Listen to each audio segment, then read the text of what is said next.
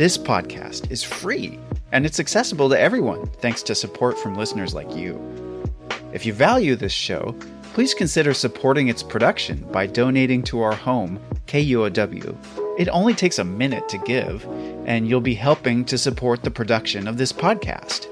Make a donation at KUOW.org or follow the link in the show notes. And thanks! Seattle is a place where we've gotten used to things going up. All the time. Up, up, up. Home prices have risen faster than any other city. The city has grown in jobs faster than we've been able to produce housing units. We're less used to things coming down. Except maybe the rain. Right. But there is something else falling in Seattle right now, and it could land on all our heads in ways we might not expect. The rise of remote work has caused the value of office properties to drop across the region. I'm Joshua McNichols. And I'm Lucy Suchek.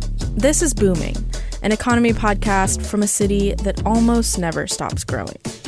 The values of homes here are still climbing, but the value of commercial real estate, like office towers, is plunging hard.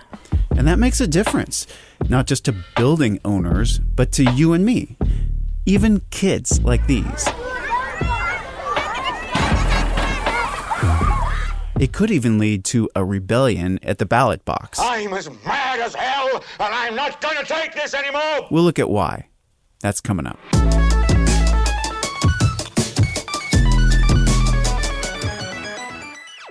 But, sire, it's a big hit. The whole village is singing it. Oh, they are they? Well, they'll be singing a different tune. Double the taxes, triple the taxes. Squeeze every last drop out of those insolent musical peasants. So I don't own an office building, and I work hybrid, so I come into one 2 times a week maybe.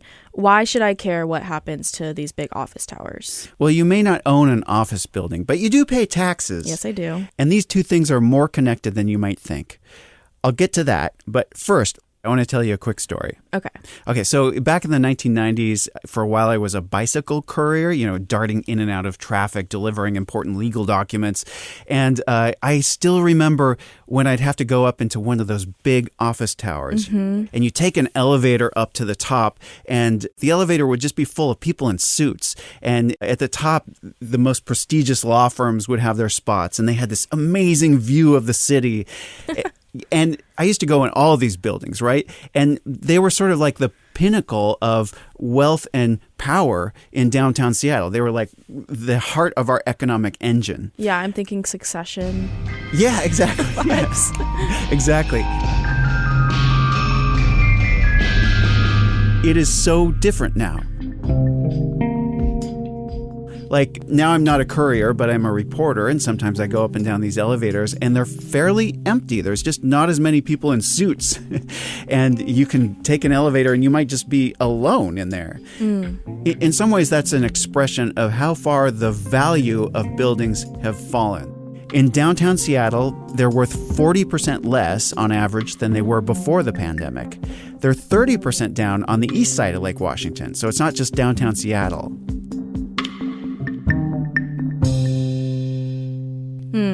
So that feels like a big change. Really quick, what does the value of the building mean? Well, in some cases, value means sale price. But in this case, we're talking about the official value as recognized by the government. And that has implications in terms of how much taxes are paid on buildings. Gotcha. The King County Assessor is this guy named John Wilson. And he's been warning people about how far office towers have sunk. What you're seeing in some communities is landlords can't pay. And they literally reach a point where they just turn the keys over to the bank and say, yep, I'm out of here. I'm going to just take the loss, file bankruptcy or whatever. That's happening more in other U.S. cities right now. But he says it could happen here too. 40%, that is like half the value of the building just gone. Almost, That's wild. It kind of seems like the opposite of what's happening with home prices these days. Like, I'm searching Zillow basically every day to look for a home, and the prices just keep going up, it feels like. Why is that happening with home buildings if the office building prices are going down? Well, people spend less time at the office and more time at home, and the pandemic created this feeding frenzy around homes.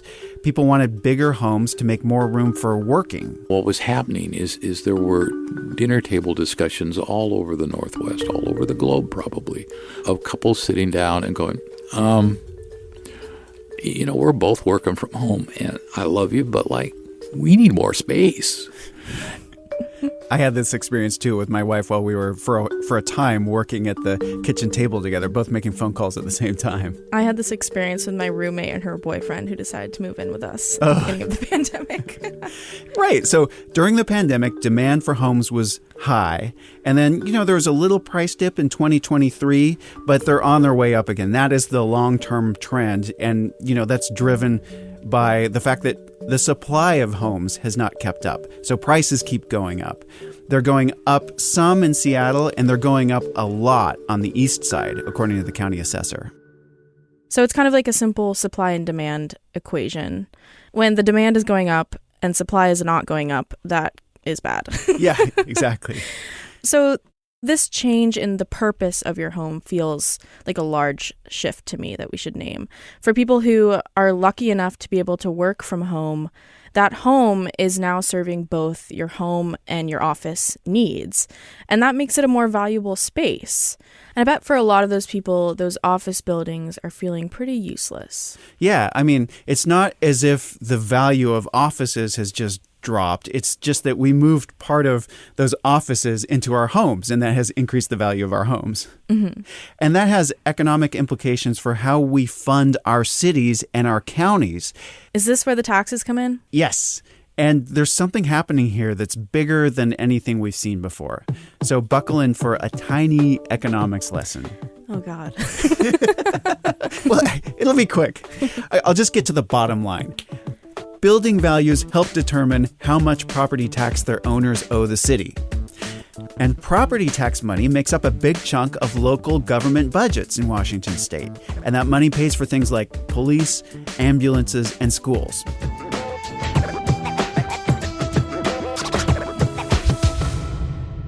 Okay, so what does that mean? Where are you going with this? These services are paid for by property taxes. If offices aren't pulling their weight, residents have to contribute more.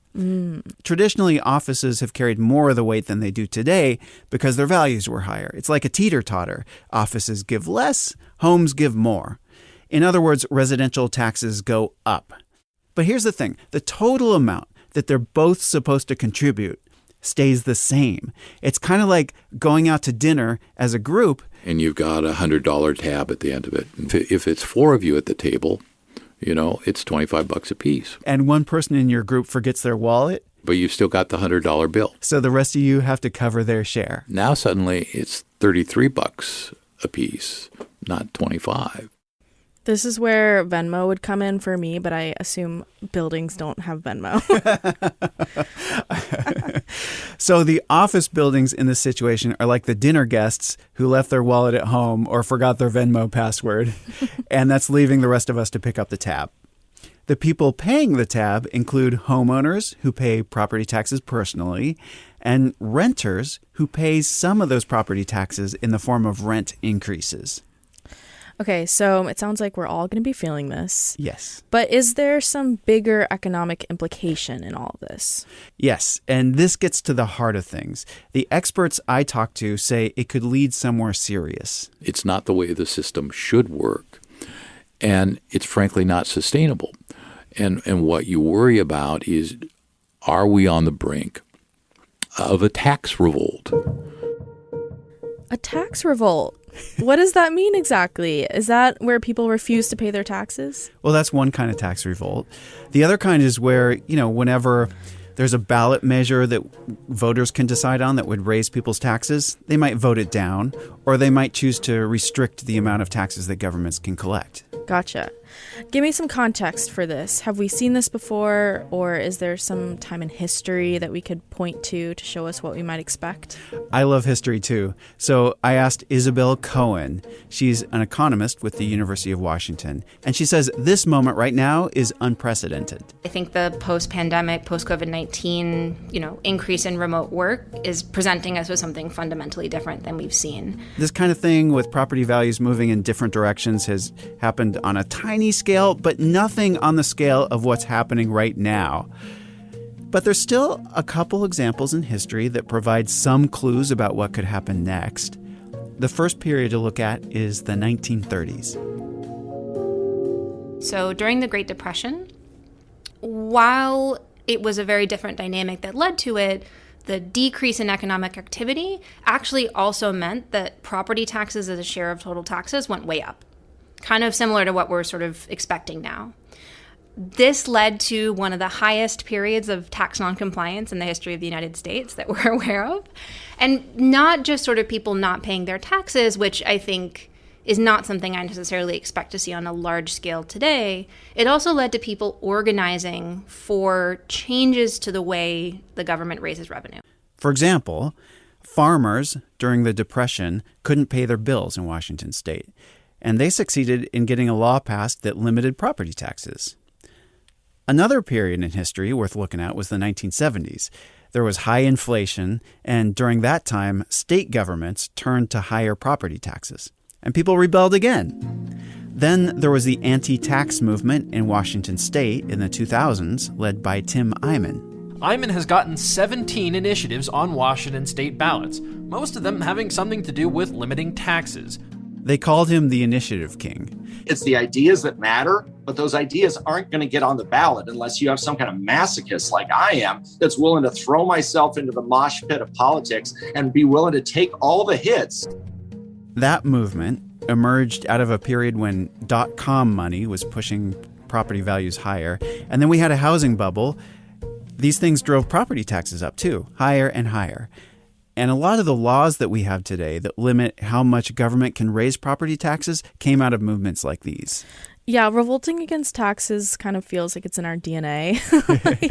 Feels like one of the most American things I've ever heard. Like I'm thinking of the Boston Tea Party even.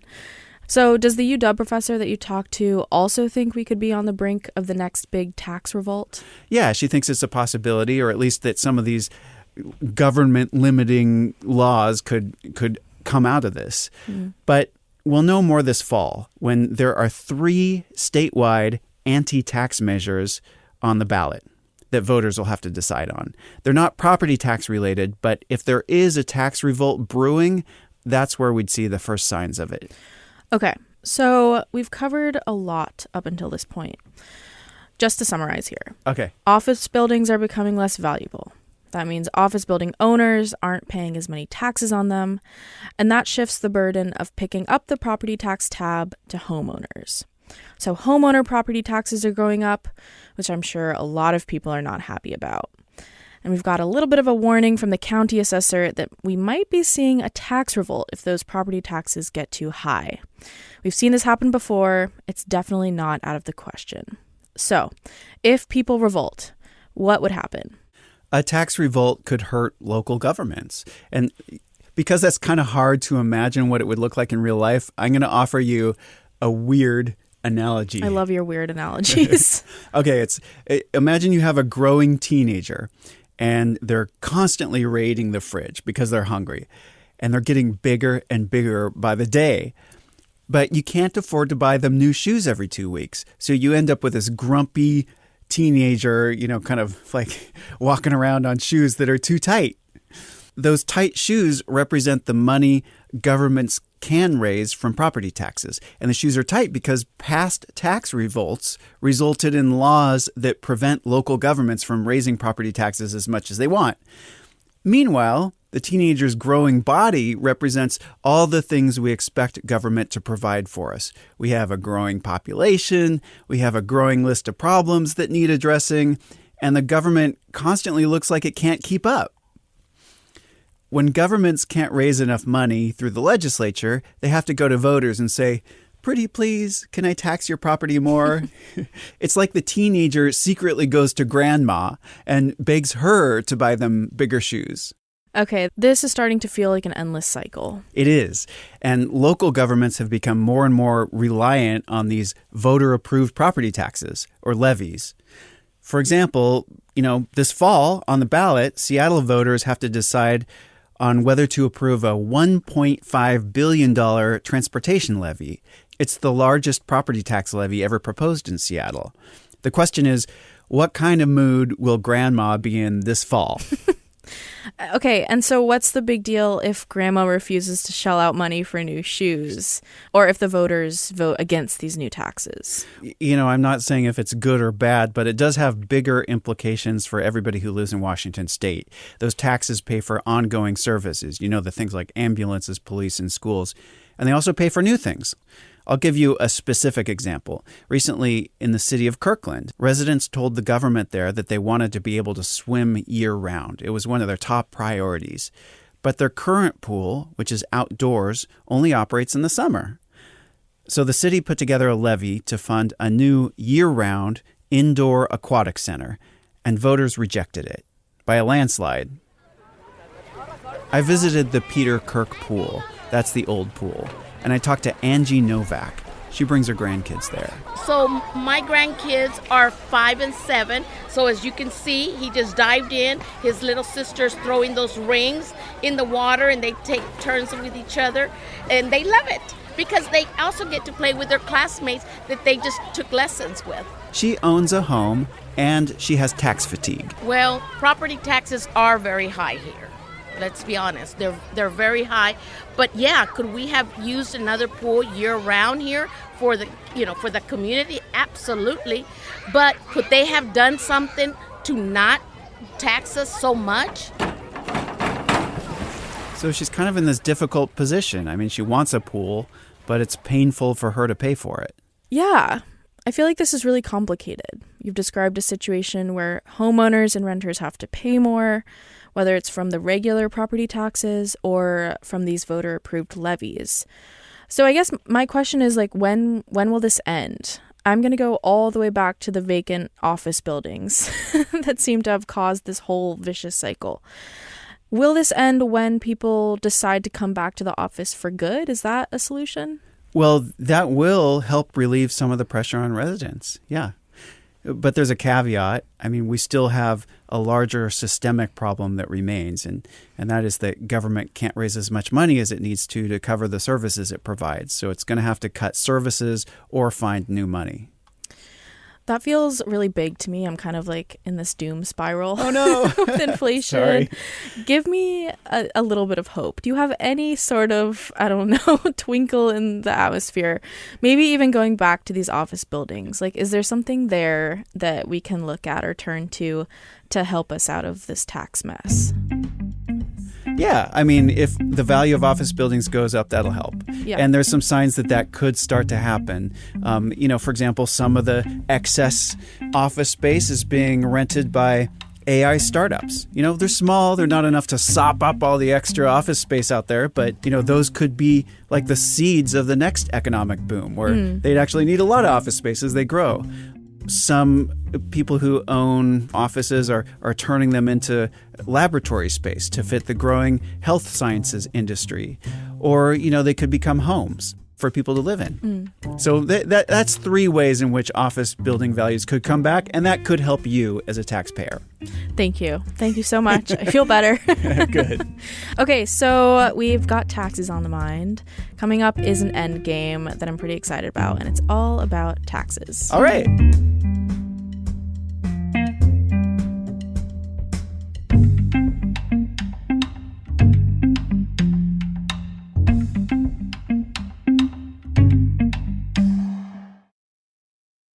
Okay, welcome back to my favorite part of any booming episode, the end game. Taxes are weird. They're hard to understand. They're changing all the time. So I found some quirky tax questions to test you with to see how much you know about taxes. All right. That sounds like fun. Okay. Number 1, there's going to be 3. In most states, groceries are not taxed. But in my home state of Maine, we do tax a food item. What is it? Oh, I bet it's something really weird.